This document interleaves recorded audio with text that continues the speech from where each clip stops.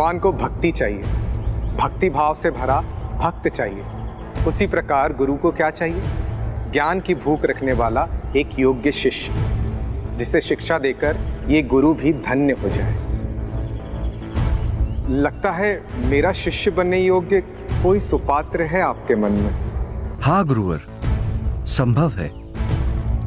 जिस बालक की हम चर्चा कर रहे हैं वही आपका शिष्य बनने योग्य हो, क्योंकि वो तो सर्वथा विलक्षण, विशेष है।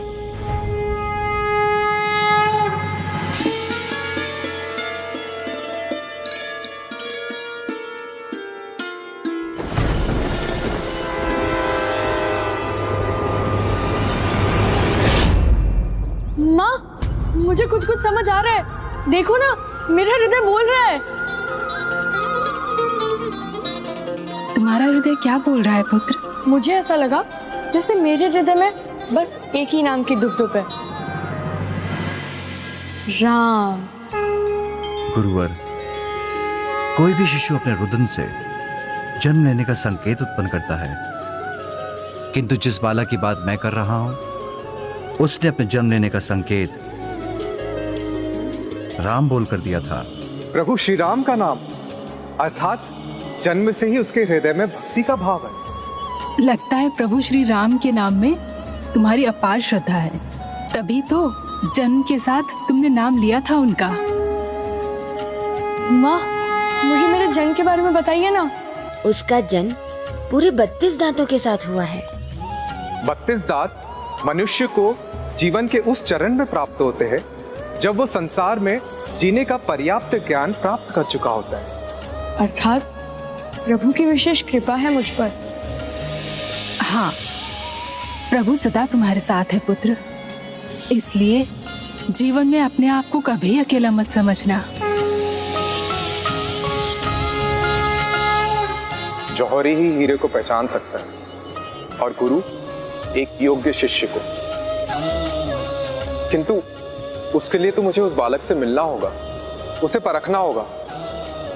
कहाँ मिलेगा वो मुझे? सुकर क्षेत्र दिशा की ओर जाइए, वहीं उस अद्भुत बालक का जन्म हुआ है। यदि ये वही सुपात्र शिष्य हुआ जिसे मैं ढूंढ रहा हूं, तो आप दोनों स्वयं प्रभु महादेव और माता पार्वती बनकर मेरे जीवन के उद्देश्य की दिशा दिखाने आए।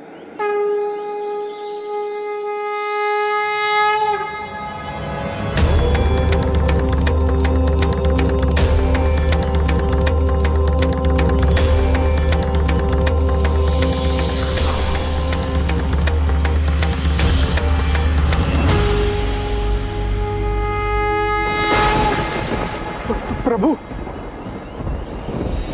माता, आप दोनों मेरे सामने थे, लेकिन मैं समझ नहीं सका। लेकिन अभी जान गया हूं प्रभु, आप दोनों ने मेरे पे कृपा की।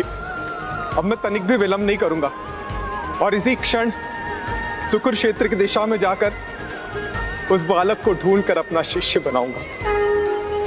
हे प्रभु। तुम्हें बहुत भूख लगी होगी ना बेटा? हाँ माँ, मुझे बहुत भूख लगी है। ठीक है, मैं लकड़ी ले आकर तेरे लिए कुछ पका देती हूँ। माँ, लकड़ी मैं ले आता हूँ।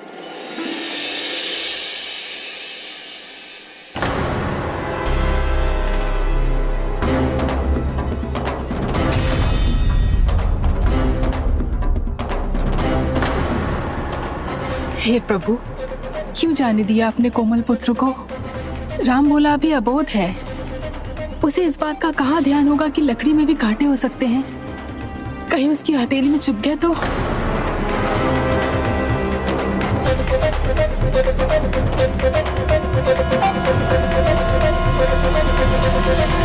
रुको, रुको पुत्र।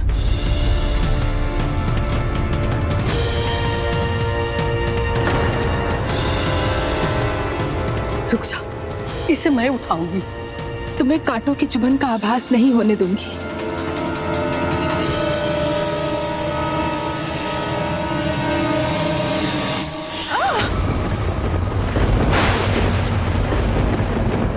माँ, क्या हुआ माँ? क्या हुआ माँ? माँ, क्या हो गया माँ?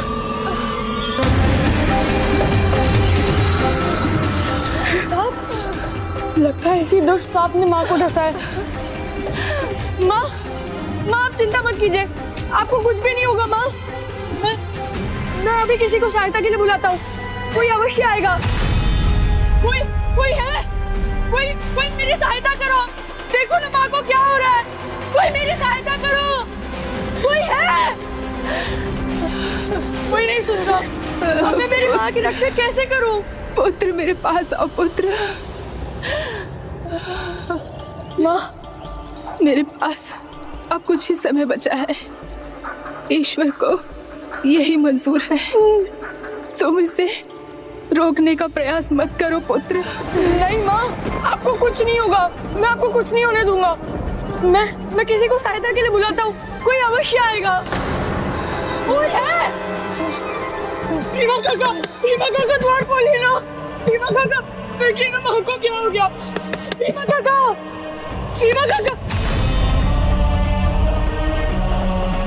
गंगा मौसी द्वार खोलिए। माँ को क्या हो गया, देखिए ना, हमारी सहायता कीजिए। कोई है? गंगा मौसी द्वार खोलिए ना। काका द्वार खोलिए ना। काका हमारी सहायता कीजिए ना, देखिए ना माँ को क्या हो गया। काका हमारी सहायता कीजिए। पुत्र, माँ, काका, पुत्र, माँ, पुत्र,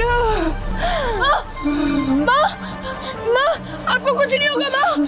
तुम्हें चिंता मत करो पुत्र, मेरा बस कहा याद रखना। नहीं माँ, तुम मेरी चिंता मत नहीं माँ, आप मुझे छोड़ के नहीं जा सकती।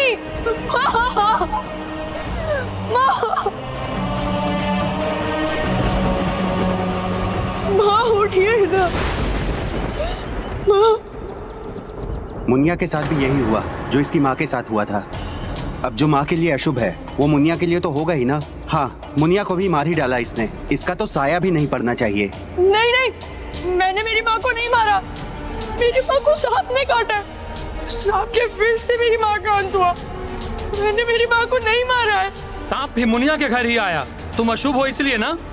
अरे इसे तो अपने निकट भी नहीं आने देना चाहिए। हाँ, इसे निकट नहीं आने देना चाहिए। अशुभ नहीं आने देना चाहिए। हाँ, इसे निकट नहीं आने देना चाहिए। नहीं आने देना चाहिए इसे निकट। इसे निकट नहीं आने देना चाहिए। अशुभ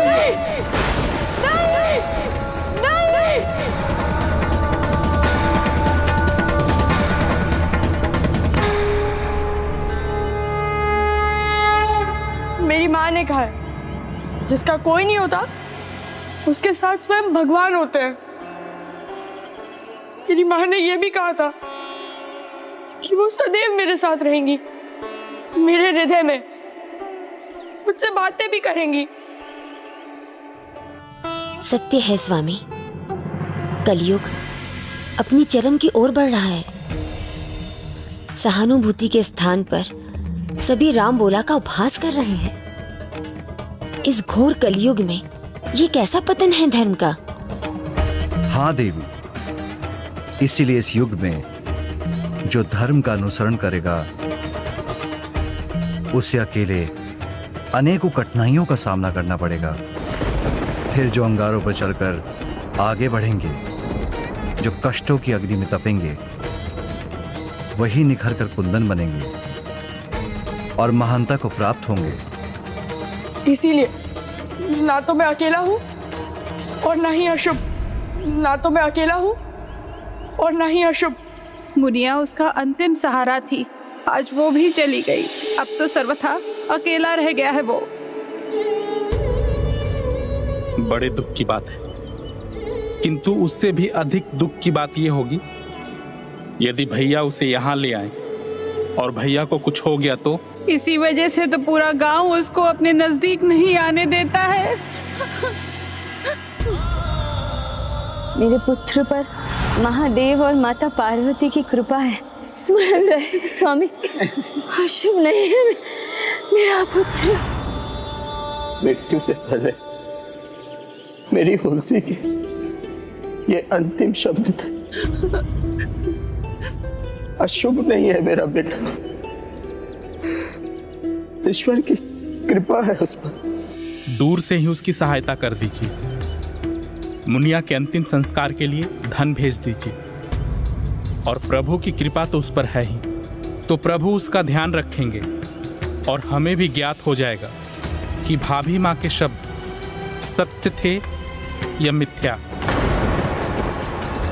तो अनाथ हो जाने पर भी रामबोला को पिता का आश्रय नहीं मिला? नहीं, पिता आत्माराम ने जो निर्णय लिया था उस पर वो अटल थे। फिर क्या हुआ प्रभु? अब वो बालक पूर्ण रूप से अकेला था।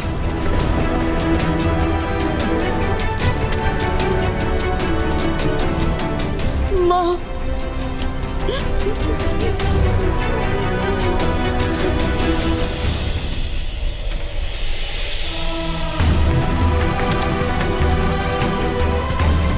मैं तुम्हारे सामने रहूं या न रहूं, पर तुम्हारे हृदय में सदा रहूंगी। मैं वहीं से तुमसे बातें करूंगी, तब तुम्हें तुम्हारे हृदय की भाषा समझ आने लगेगी। अब मैं उसे अकेला नहीं देखना चाहती स्वामी। अब शीघ्र ही नर हरिदास को उसके निकट पहुंचना चाहिए।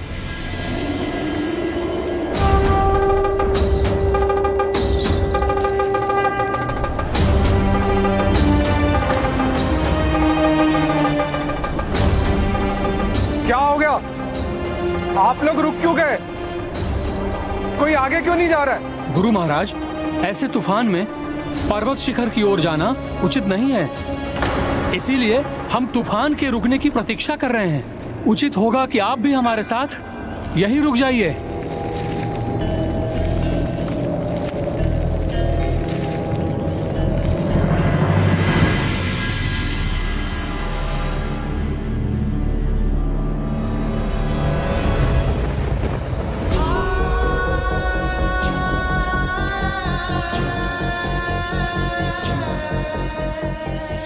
मित्र, मुझे बड़ी भूख लगी है। क्या मुझे एक काम मिल सकता है? माँ ने कहा है कि रामबोला से दूर रहो। चलो मित्रों।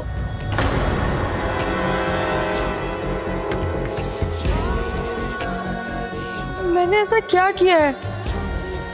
कोई मुझसे बात क्यों नहीं करता? कोई मेरे निकट क्यों नहीं आता है?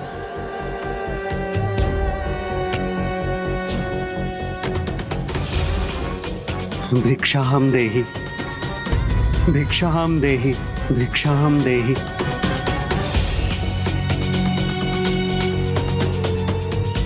यहाँ तो मुझे भी खाने के लिए कुछ मिल सकता है। मुझे भूख लगी है।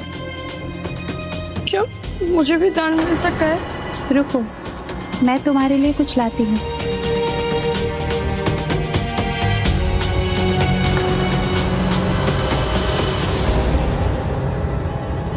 रुको, पहचानते नहीं हो क्या इसे? रामबोला है ये, अशुभ बालक रामबोला। क्षमा करना पुत्र, मैं तुम्हें भोजन नहीं दे सकती। कृपया चले जाओ यहाँ से।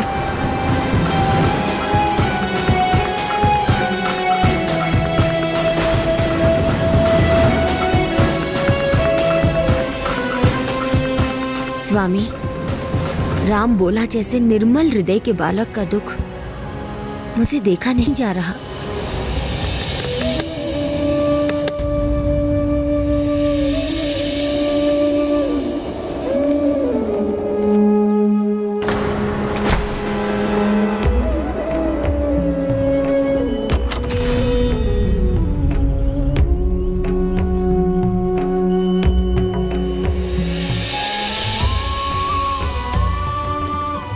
माँ देखिए ना, सभी ने मुझे धुतकार दिया। किसी ने भी मुझ पर दया नहीं दिखाई। मुझे बहुत भूख लगी है माँ, कुछ रास्ता दिखाइए ना। मैं क्या करूँगा? पुत्र, तुम्हें कष्ट में देखकर मेरा हृदय भी द्रवित हो रहा है।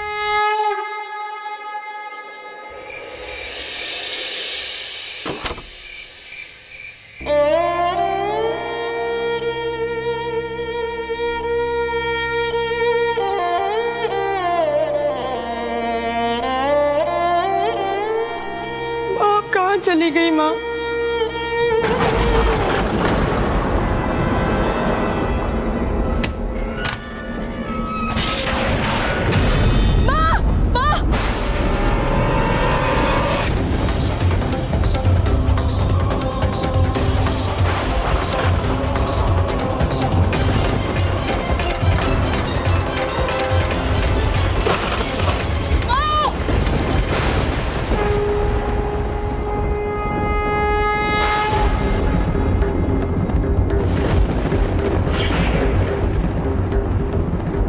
महाराज, आप कहाँ जा रहे हैं? अभी तो और तूफान बढ़ने वाला है, आगे जाना सुरक्षित नहीं है गुरुवर।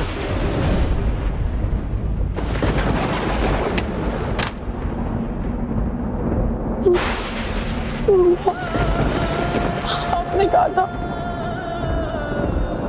मैं कभी अकेला नहीं रहूंगा, किंतु मैं अकेला क्यों हुआ? भगवान क्यों नहीं है मेरे साथ? माँ, बहुत भय लग रहा है माँ, बहुत भूख भी लग रही है। आप कहाँ चली गई माँ?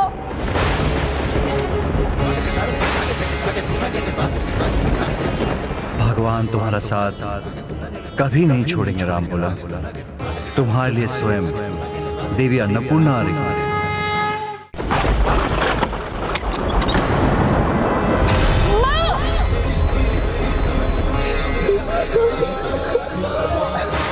आप अपने प्राण संकट में क्यों डालना चाहते हैं? प्रकृति के आगे तो सबको झुकना पड़ता है गुरुवर। आप थोड़ी देर प्रतीक्षा क्यों नहीं कर लेते गुरुवर? नहीं, मुझे अभी जाना है। इतना भी क्या आवश्यक कार्य है गुरुवर, जो आप अपने प्राण संकट में डाल रहे हैं? गुरु के लिए योग्य शिष्य है उसके प्राणों के समान। अब उसे ढूंढने में विलंब नहीं कर सकता। विचित्र विडंबना थी जिसे सभी अशुभ ठहरा रहे थे। स्वयं संसार को शुभता प्रदान करने वाली माता पार्वती उसका ध्यान रख रही थी और उसकी दिव्यता सद्गुरु नरहरि दास जैसे महान व्यक्तित्व को आकर्षित कर रही थी कि वो उमड़ते तूफान की चिंता किए बगैर आगे बढ़ते चले गए। जब दिव्य शक्तियों का प्रभाव जीवन पर पड़ता है तो व्यक्ति के जीवन को एक नई दिशा मिल जाती है। माता और गुरु नरहरि दास राम बोला के जीवन की दिशा और दशा दोनों बदलने वाले थे। राम बोला के एक महान भक्त और महान संत गोस्वामी तुलसीदास बनने का मार्ग खुलने वाला था। तो क्या माता पार्वती ने राम बोला का नाम तुलसीदास रखा था प्रभु? माता तो वहाँ गई थी राम बोला के प्रति ममता के भाव से प्रेरित होकर। आपने कहा था आप सदा मेरे साथ रहेंगे, भगवान मेरे साथ रहेंगे, फिर आप तो मुझे अकेला क्यों छोड़ दिया माँ? बहुत डर लग रहा है माँ, बहुत डर लग रहा है।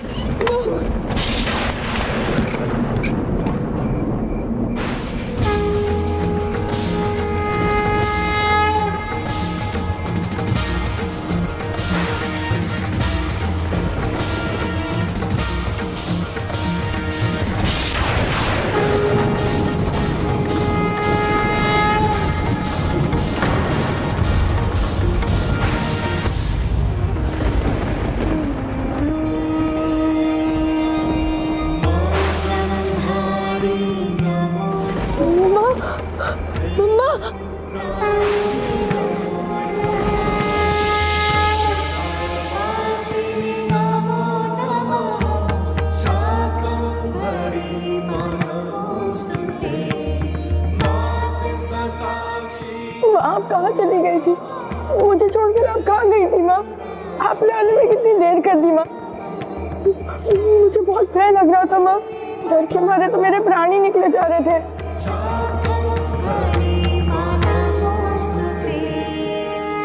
माँ,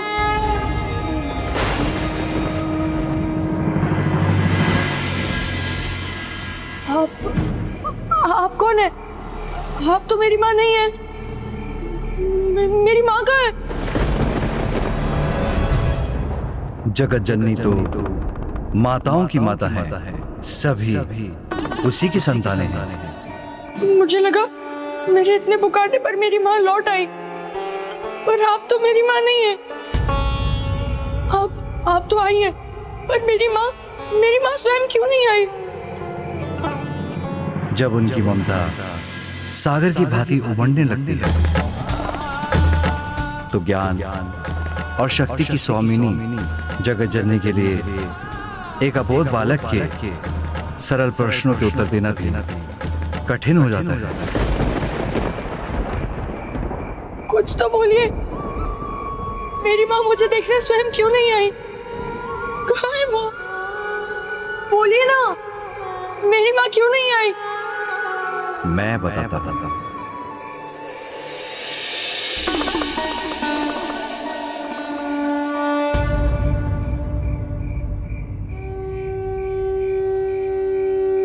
पुत्र राम बोला, माँ एक ऐसा अमोघ मंत्र है जिसके उच्चारण मात्र से ही सारे कष्ट मिट जाते हैं।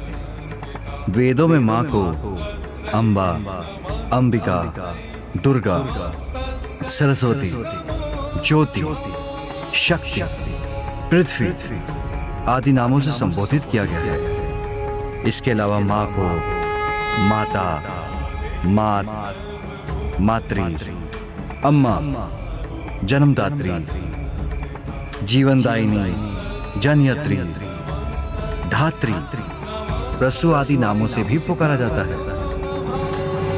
ये मुनियां तो नहीं, किंतु यदि तुम इन्हें ध्यान से देखोगे तो इनमें माँ और ममता दोनों दिखाई पड़ेंगी।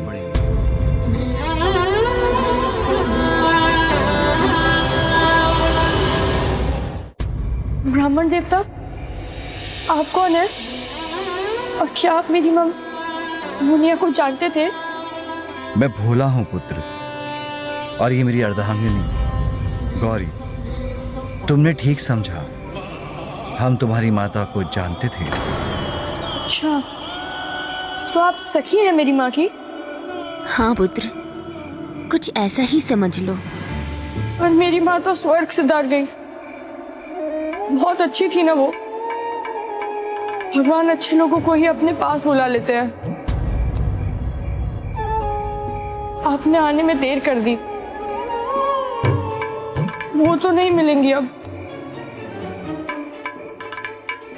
अब आने का कोई लाभ नहीं। मैं तो अकेला ही हूँ। राम बोला, तुम्हें स्मरण है ना, तुम्हारी माता ने तुम्हारे अकेले होने को लेकर क्या कहा था? हाँ, वो मैं कैसे भूल सकता हूँ? वही याद करके तो मैं मेरी माँ को बुला रहा था। मेरी माँ ने कहा है वो सदैव मेरे हृदय में रहेंगी, मुझसे बातें करेंगी, और भगवान भी मेरे साथ रहेंगे, मुझे अकेला नहीं छोड़ेंगे। हाँ पुत्र, तो यही समझ लो, हम यहाँ प्रभु की इच्छा से ही आए हैं, तुम्हारे अकेलेपन को मिटाने। जब तक ये बारिश नहीं थम जाती, हम यहाँ रुक जाएं, तुम्हारे पास। मेरी माँ कहती थी, अतिथि देवो भव, अतिथि भगवान होते हैं, और मैं भगवान का अपमान कैसे कर सकता हूँ? आइए, आपका स्वागत है, आइए।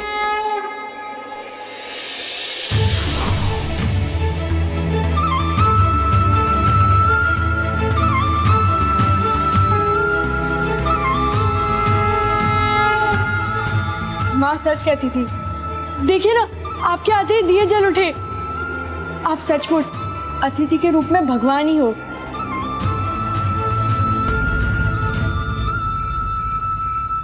किंतु माँ ने सिखाया अतिथि की सेवा करनी चाहिए, पर घर पर तो कुछ है ही नहीं। मैं भी भूखा हूँ, और आपको भी भूखा ही रहना होगा। हाँ, मैं आपके लिए जल ले आता हूँ।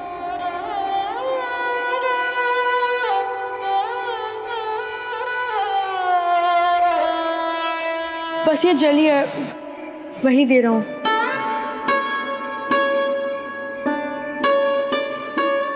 तुम चिंता मत करो पुत्र, मैं कुछ पका लूंगी और हम सब मिलकर खा लेंगे। तो घर पे तो कुछ है ही नहीं, आप क्या पकाएंगी? सारे भोजन पात्र भी खाली हैं। मैं पहले एक बार देख तो लूं, हो सकता है मुझे कुछ मिल जाए।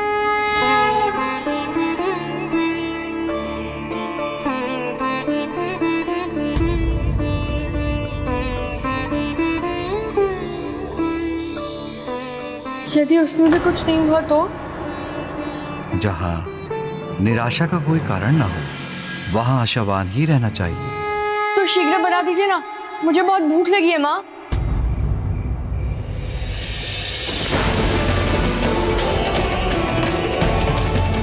ये क्या, मैंने तो इनको माँ बुला दिया।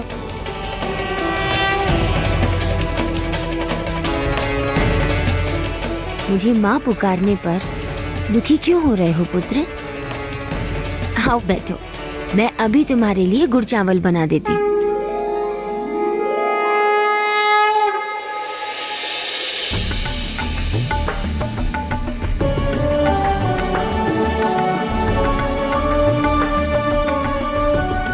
अब मैं अपने पुत्र को अपने हाथों से खिलाऊंगी। नहीं नहीं, मैं नहीं खा सकता।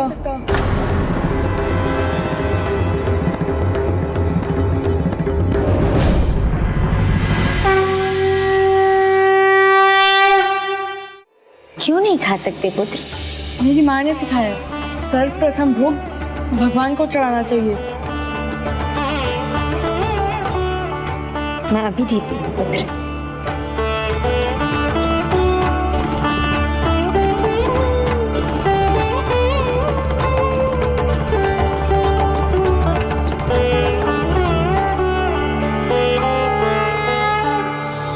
ये लीजिए प्रभु, ये भोग स्वीकार कर लीजिए।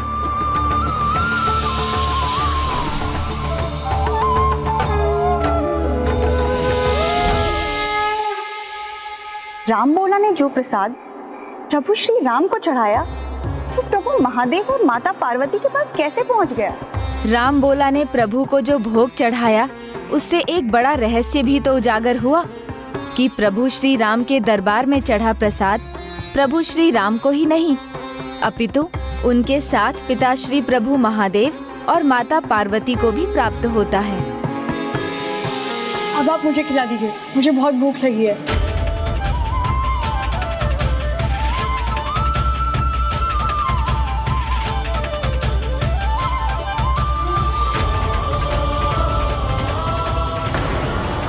ये लो पुत्र, जल पी लो।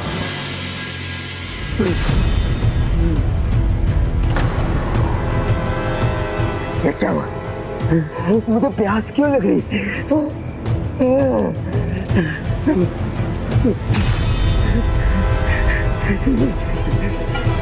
जल रही, इस पात्र में भी जल रही है।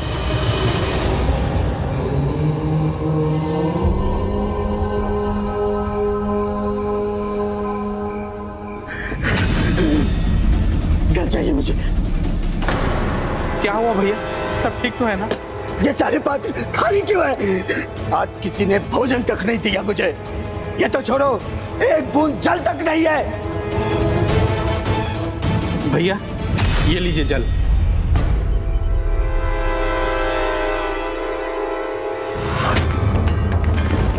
ये खाली पात्र है।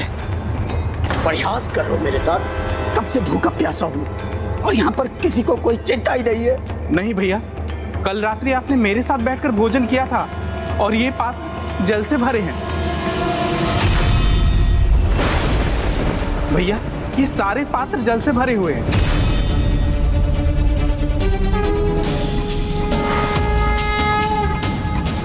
ये क्या हो रहा है मेरे साथ? मुझे ऐसा भ्रम क्यों हो रहा है कि जैसे मैं कितने समय से मैं खाया पिया तक नहीं। पूरा गांव उसको अपने नजदीक नहीं आने देता है। अब तो सर्वथा अकेला रह गया है वो। समझ गया मैं, मुझे ऐसी भूख प्यास क्यों लग रही है, उसका कारण समझ गया मैं। क्या कारण है भ्राता? ये मेरे किए का ही फल है। न मैंने कभी उसकी भूख की और न प्यास की चिंता की। किसे भैया, किसकी बात कर रहे हैं आप? और किसे छोड़ो मैंने, मेरा अशोक पुत्र, उसी की बात कर रहा हूं मैं। भैया आप अधिक मत सोचिए, अधिक सोचने से आपके दिमाग पर असर पड़ रहा है। नहीं, मुझे उसके पास जाना, मुझे उसके पास जाना है।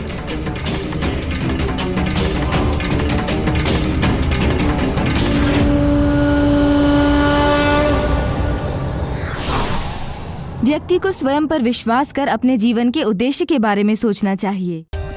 For more updates, subscribe to our channel, click the show links and enjoy watching the videos.